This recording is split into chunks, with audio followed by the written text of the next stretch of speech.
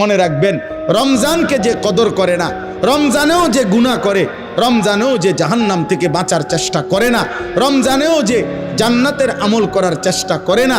ভাই আমার, ছেলেরা আমার, বাবা আমার, পর্দার আড়ালের মা বোন আমার, সবাইকে এই শেষ কথা বলি। আল্লাহ রসুল বলছে, জিব্রাইল আইসা রমজানের শেষ দিন নবীজিকে আইসা বলে গেছে, ইয়া রসুল আল্লাহ, এত বড় রমজান পেল, ইফতার, সাহারি, তারাবি, এতেকাফ, শবে কদর, প্রতি ঘন্টা মিনিটে এত মাফ নেওয়ার সুযোগ থাকার পরেও যেই নাফরমান জাহান্নাম থেকে বাঁচার চেষ্টা করে নাই, গুনাহ থেকে আল্লাহর কাছে মাফ নেয় নাই, জান্নাতের জরুর আশা পূর্ণ করতে পারে নাই, আমল করতে পারে নাই, খোদার কসম নবীজি বলছে,